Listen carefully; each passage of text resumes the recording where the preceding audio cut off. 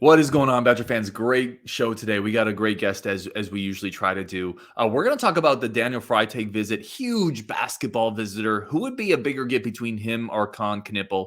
Plus, we're going to get into some freshmen we think may play early and some of your comments. A loaded show on Locked On Badgers today. Let's go on Wisconsin. You are Locked On Badgers, your daily podcast on the Wisconsin Badgers. Part of the Locked On Podcast Network, your team every day.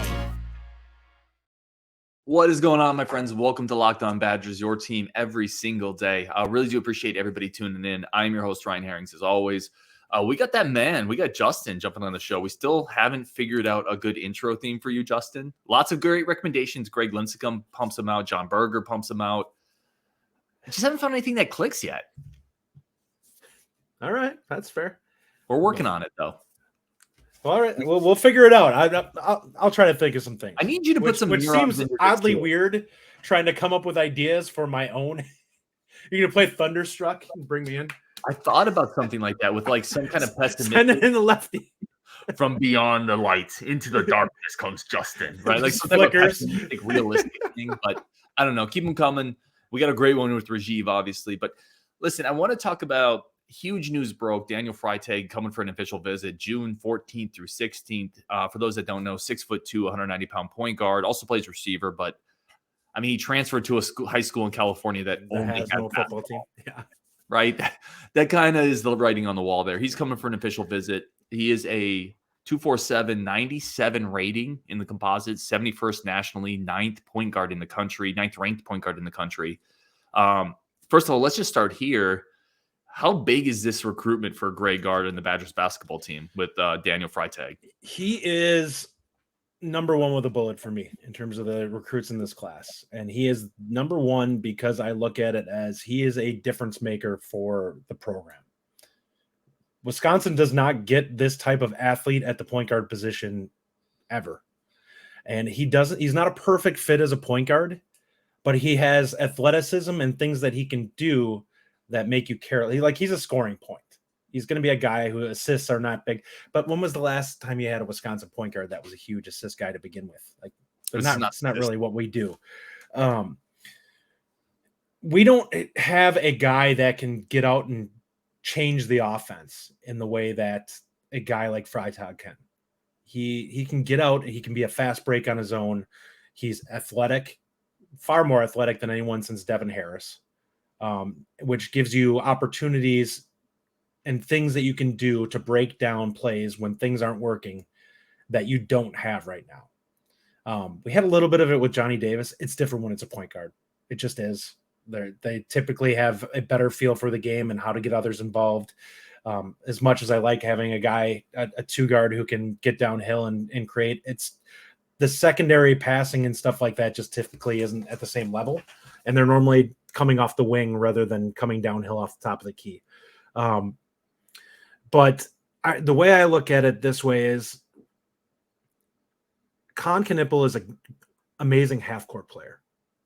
And that doesn't mean that he can't push the ball a little bit, but he's not a guy you're looking for fast breaks from. He's a guy you're looking at the half-court, being able to back guys down, hit threes, come off screens. He's not a guy that you're expecting to catch the rebound and take off with the ball and push the ball on offense. That is something that Freitag can do. He gives you opportunity and versatility that you don't have offensively right now. And that's something that he adds. Well, let's pause there because you're kind of already jumped into the next part of the question. Before we jump into the Kon Kneuppel, because we're also going to talk about which one is a bigger target or more important target is probably a better ask, right, between Daniel Freitag and Kon Kneuppel. I want to stay on Freitag's game just for one quick second for those who maybe haven't seen him recently. You're talking about an elite. See, to me, he's almost like a combo guard. You're going to play him at point guard. Yeah. I don't think. And that's exactly how I look at him, too. He's more of a combo. Yeah. I don't think he's a natural point guard, but he can score at every level. And he gives you athletically something that I was trying to think. Who's the last Badger point guard that was kind of a score first guy? That was an elite natural scorer. Hughes? Yeah. Trayvon Hughes is a good one. I mean, that's actually a great one. Maybe it's Trayvon Hughes. Is it? Because it wasn't similarly ranked. I don't think he was quite as athletic as Freitag, but yeah. No, Hughes was built more. He was more of a tank, right? Yeah. This guy's much more athletic. He's bouncier. He's quicker in the open court, quicker in transition. He's a huge get. And again, you're talking about a top 10 point guard nationally. I mean, that's the type of elite playmaker that Greg Gard desperately needs. So let's transition into here because you started it. Obviously, Greg Gard is also after Kon Kneuppel, in-state kid. Kon Kneuppel, if you look at the 247 composite, 98 composite, 34th nationally, 12th small forward. So actually higher ranked than Daniel Freitag. You already kind of talked a little bit about why you prefer Freitag. To me, Kon Kneuppel, first of all, there's a chance you get both, which would be absolutely incredible. You'd be landing 2 top 100 prospects. But to me, Kon Kneuppel, you can find him easier if you're Greg Gard. You find versions of him easier. Greg Gard has a better chance of finding those half-court pieces. Freitag gives you something different, and that's why I think Freitag is actually the bigger target here. He changes the conversation of what Wisconsin's capable of if you have a player like that. You can make up Kon Kneuppel in the aggregate a little bit with multiple players and kind of doing some things and lineups. You're never going to get it all in one guy, but there's ways you can do some of the things there. Like his big go-to is shooting, and he's going to be a bit of a bruiser. Like he's a combination kind of Connor and Gus in a way. Like you have those two guys. So now you're looking at somebody who adds something to the table that you don't have. And Freitag is that guy. Like he's a guy who can get out, turn the jets on, and he could conceivably have 4 points a game or 6 points a game that he gets off the fast break where he comes up with it and just goes where nobody can get out in front of him. Let me ask you this. If Greg Gard lands Daniel Freitag, but misses on Kon Kneuppel, right, after landing AJ Storr, and let's say they fill it in the 24 class, they get something else because they already have Jack Robeson. So they get Jack Robeson, Daniel Freitag, and some other decent piece. McAndrew? Yeah, I would just say some fill in the blank with some B-level prospects. McAndrew's probably not that. Yeah. After landing AJ Storr and last year's class of Winter and Gus Yalden, are you now in a spot where you're like, okay, Greg Gard really proved something different to me? Well, Freitag is the guy that proves the most to me because he's from out of state. He's at a position and type of play that Wisconsin traditionally doesn't get these type of guys. Like we typically get more of the Jordan Taylor, our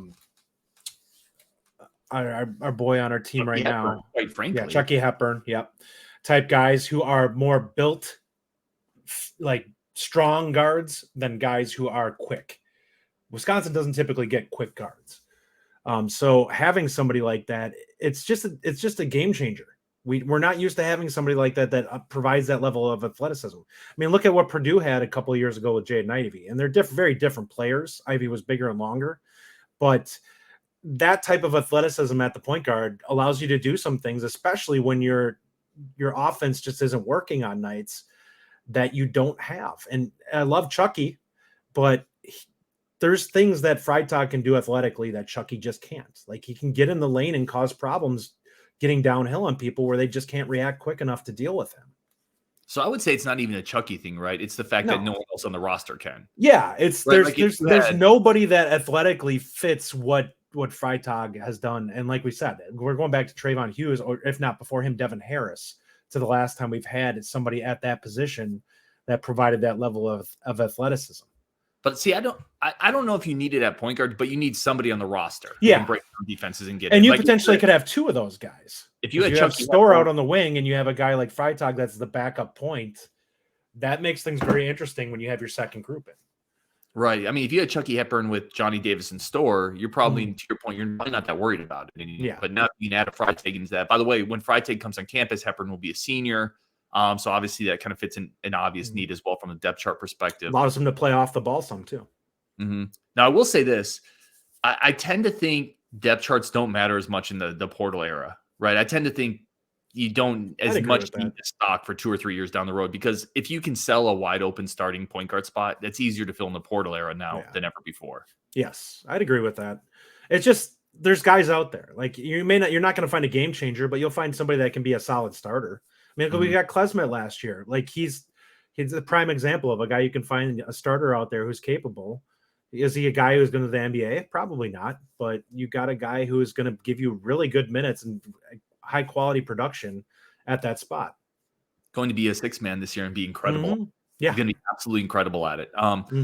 All right, let's take a quick break here. We got friends of the show. We're coming up. Justin's going to give a take. We're going to talk a little bit about incoming football freshmen that could contribute this year, who we think is most likely. I haven't got Justin's take on this. Plus, we have a bunch of your comments coming up, including some interesting ones in terms of Tanner Mordecai and some other interesting ones with regard to schedule and academics. We're going to talk about all that coming up on Locked On Badgers. But first, a quick break for our friends of the show over at Built Bar. If you were at the live show, the Locked On Badgers live show, and you saw Justin, Justin swole. And he got a lot of comments, and part of that's those Built Bars. That dude gets some protein in his daily diet via Built Bar, the number one protein bar on the planet. 15, 16, 17 grams of protein, 130 calories or less, and incredible flavors. I love the churro.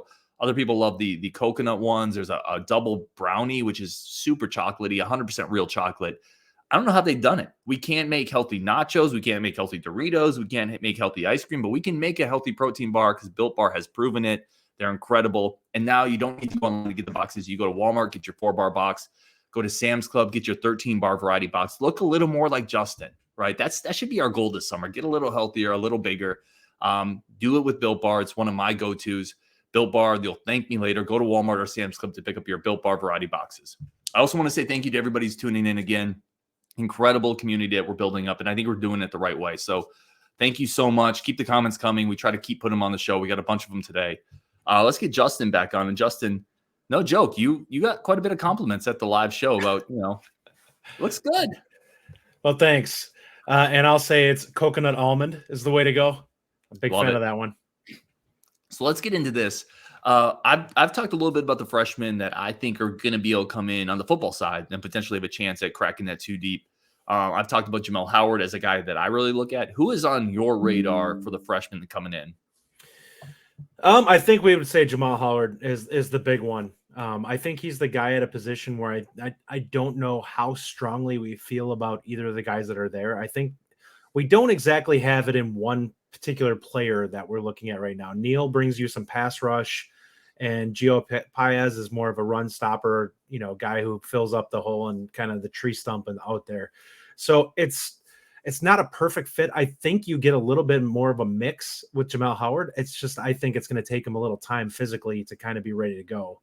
So it's a different ball game when you're at the college level and you suddenly have a center who's a man child who's been in, at this level for 3 years versus a player who's a true freshman and hasn't had a spring to get the off-season weightlifting regimen in. Give me a guy who would surprise you, or wouldn't surprise you, who might get playing time this year that would surprise other people as a freshman. I think that we could see Snowden potentially get into the 2 deep wherever he is. I could see it if in a corner. It sounds like people are thinking him more. It's free safety. If it's that free safety, I feel like that's a possibility for him too. I just think he brings things athletically that we don't have. It's hard to find a guy who's 6'3", can really run and has that kind of length. If the instincts are there and he learns the defensive playbook, it's just that you kind of have a guy out there that is really difficult to account for. I still love Trech. I need to see it. I really want to see how he translates to the college game. I think if there's a guy who I could see hit the ground running at the wide receiver position that we've had come in, other than CJ Williams, he's the first guy I've looked at and been like, this is a guy who I think is going to find a way to get open day one. The day he walks on campus, he's going to have a knack for finding space. I just think that's who he is. But you and I both know why he's not going to play this year. We're 7 deep right now. Yeah, this is true. But it would also not shock me to hear all these things coming out of fall camp. Like, he's just open all the time. Like, what do you do? Like, he's constantly finding ways. Like, I could see him put on a show every once in a while out there, just because I think he's got some natural ability to create separation that even we've heard good things about Pauling. I'm not sure that he even has the ability that I think Trech does at just kind of separating from people. Like, I'm watching Trech when his senior footage, he's kind of rounding off some of his cuts and he's still pulling away from guys because he doesn't have to be that good of a route runner because he's that good at separating and that quick out of his cuts. He feels like a guy to me who's going to be on the scout team and he's going to drive the starters nuts. Oh yeah. You're going to 100%. Every practice. I could see a package being put in with him. He may not be a guy who's going to be getting any type of 2 deep reps, but I would not be shocked to see like a 3rd down package or something like that, where you're just like, hey, we're going to throw Trech in the backfield. And he's going to come out of the backfield and run a circle route and then just watch a linebacker just be insanely pissed off that he can't stay with. I don't think he can. I think there's too many numbers ahead of him that have already been in practice and are already learning the offense and already building up chemistry with quarterbacks. Yeah. Like I love him too, by the way. We talked about this ad nauseum. We love Trech. This is a Trech friendly show. Yeah. He's going to do great things before he leaves Wisconsin. Agreed. I think there's too many bodies. The one guy I've talked about that I think is interesting. So Snowden's interesting to me for obvious reasons, everything you mentioned.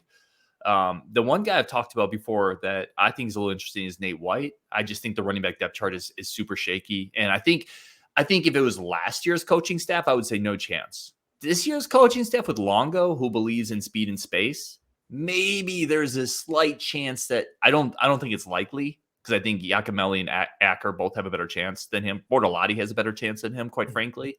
But I think if you told me at the end of the year he got into some games and had like 5 catches and 2 rushes, I'd be like, okay, that doesn't shock me. I think it'll be interesting to see where he comes in at physically. If he comes in at 180 pounds, no. I think he's just too light. I think that the idea of putting him in the backfield, he's going to get himself killed. Now, if he comes in at 190 and they feel like they can get him up to high 190 by the end of the summer weight training program, then you might have something there where you can push that kid to potentially have the weight where he'll hold up. He's still going to be really light, but you might be able to find a couple of little things here and there to do with him. I think we both agree he's not going to be seeing any significant play, but I could see them finding, maybe a mop-up duty or something like that. He gets a few reps out there where they're like, hey, let's get him in for his 4 games and get some tape for him to work on so he can kind of see some of the things that he's doing right and wrong and understand where he needs to get better. Yeah, I could definitely see some reps just to get him some live bullets. All right, let's get into some of these comments here. So this is an interesting one. This is from Ken Payne. And again, we always try to get comments in the show because A, it makes the show better, it makes us smarter, and B, because you guys are giving us a lot of good stuff. From Ken Payne, to me, the worst part about Oregon coming to the Big Ten is hearing Justin pronounce it like Oregon Trail. So I went to speechcorrected.com. I actually tried to do some research in how to pronounce this because I don't know how to pronounce Oregon. Is it Oregon, Oregon, Oregon? Well, there is an O at the end. Am I wrong? I don't know. We're both butchering it. Does the O make an I sound? So what I've learned is try to say Oregon. I think. Please correct me again. Y'all, you have no idea. I spent 15 minutes trying to figure out how to pronounce this, and I was like, I looked it up, and it said Oregon with like GN, and I'm like, so the O is silent. I guess. Am I an 1848 prospector? We had several comments about this, by the way. Like, guys, gentlemen, stop. That's not how you pronounce it. So this isn't just you; it's both of us, and apparently we're both butchering it. So we'll try to get better there. Melvin said, interesting question here. They say Cal, Stanford, Oregon, and Washington added loopholes in their last media contract that allowed them to leave, join the Big Ten if that becomes an option. Would you like that quartet, Justin? Cal, Stanford, Oregon, and Washington. First off, oh, sorry. Go ahead. Finish. No, I was just going to say, I don't love it. So Melvin, first of all, appreciate the comment. I don't think Cal and I get the academic thing, and we're going to do a whole show on academics. I want to get Rajiv in on that one because he has some takes on academics in the Big Ten as well, and the Badgers. To me, Stanford and Cal don't add. I know they're incredible academic institutions and iconic. I don't think they add much from an athletic standpoint, and I don't think people are tuning in on a TV standpoint or a streaming standpoint to watch Stanford play anybody, to watch Cal play anybody. So I don't love that quartet, to be honest. Here's how I kind of look at it. I view them as if you academically want to add them in terms of saying, hey, we want to make ourselves the most prestigious outside of the Ivy League in terms of academics. I get that. If that's the route that the powers that be want to take, you're not adding them for sports, if that's the case. I was under the impression that the media deal wasn't done for the Pac-12 yet. So I could see them asking for those loopholes, which wouldn't shock me. I wouldn't blame them if that's what they went for. Listen, the Pac-12 is a dying league. I'm just going to put it out there. Something's going to happen. Like, you're seeing stuff out there where they're going to get cannibalized either by the Big 12, by us, or by someone, but it's probably the Big 12. And this is where, when we talked about in the other show, that I said that the Big Ten, if you're going to add, you have to be proactive, because the last thing you want is for the Big 12 to grab everyone effectively and just say, all right, we're going to take Utah, Cal, the Arizona schools.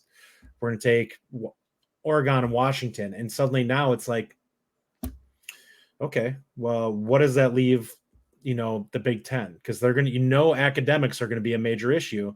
Now suddenly you start looking at the ACC. It's like, there's not a lot there that really moves the needle in terms of, like, even from a football standpoint, adding quality to the conference. Like there's a couple basketball schools, sure, but there's nobody that you look like. When we talked about Washington and Oregon, I said, these are two teams that add to the quality of the football. Like these would be upper half of the league in terms of teams being added. So they would add more good matchups that you're going to see throughout the season versus, playing Rutgers or playing Cal or Stanford. Yeah, yes. Well, yeah, I'm in agreement with you there.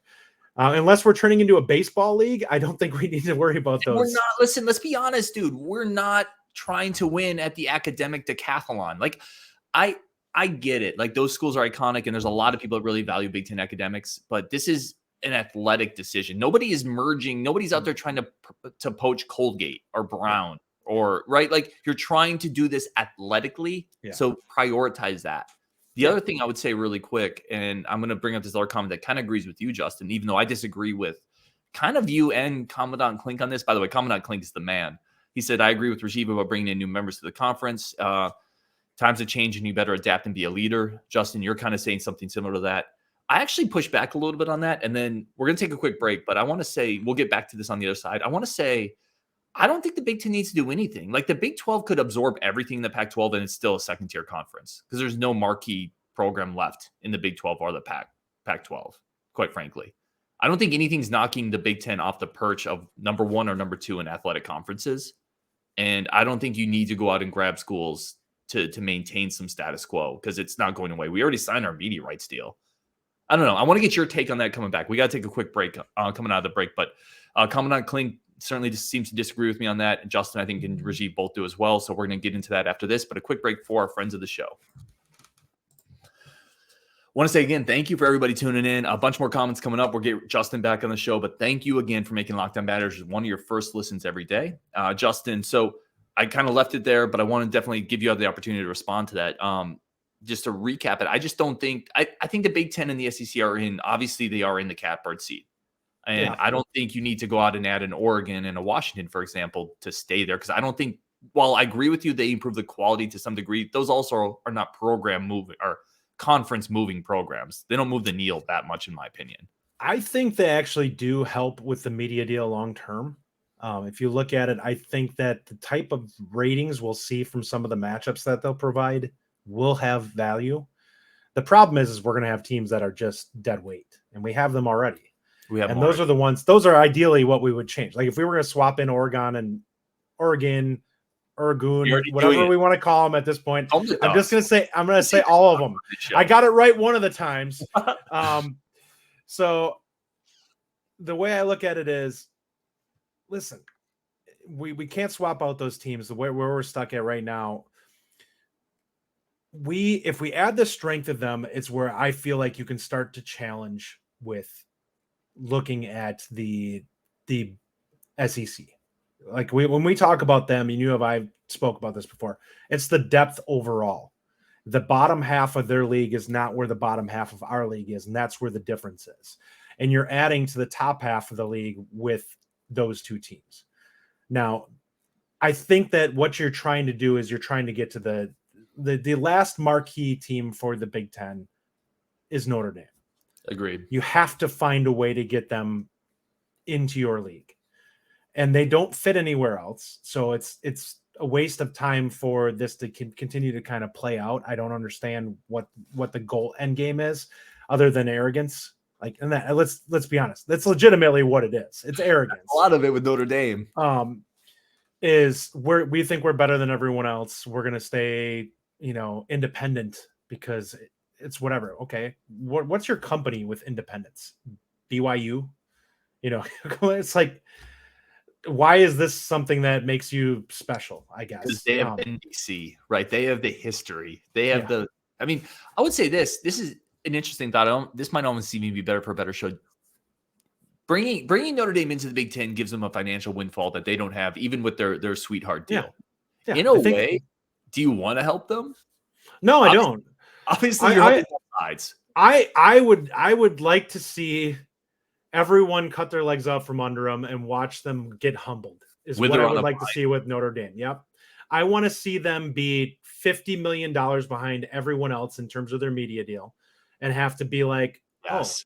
We're way behind the SEC guys and the Big Ten teams in terms of the revenue that we're getting to deal with everything. You know, think of what that could do for our program if we had an extra $30 or $40 million every year. And then have them come crawling. Yeah, and being like, okay, guys, well, now we're ready to get in because, listen, their bargaining power was never going to be at the same level. And if they lose a team like USC off of their yearly games, that's a massive hit to their media. Like you don't think NBC looks at that and goes, yeah, but you're not playing anyone worthwhile anymore. Like if you're playing Army or whoever, you know, like what value are we getting out of this? Like, great, you're Notre Dame. Your schedule stinks, which is the risk that happens there. If Clemson ends up going to the SEC, they lose another powerhouse one, which I do think at some point that's going to be the end game for the SEC. They will go after Clemson and they will say, we are, without a doubt, undisputed, the number one conference in college football.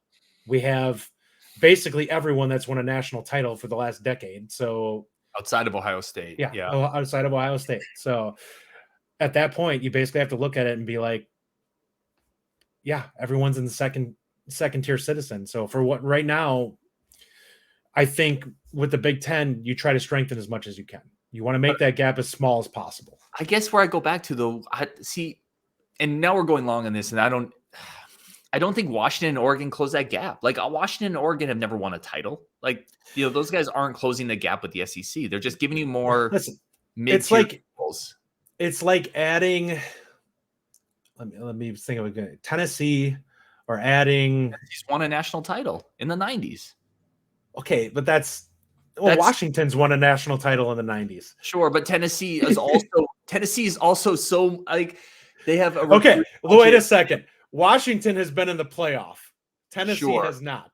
Sure. So if we're going to argue program strength, we can honestly say that Washington is a better program. But Michigan State's been in the playoff too, and where is that program? I mean, they got Mel Tucker at coach. What do you expect?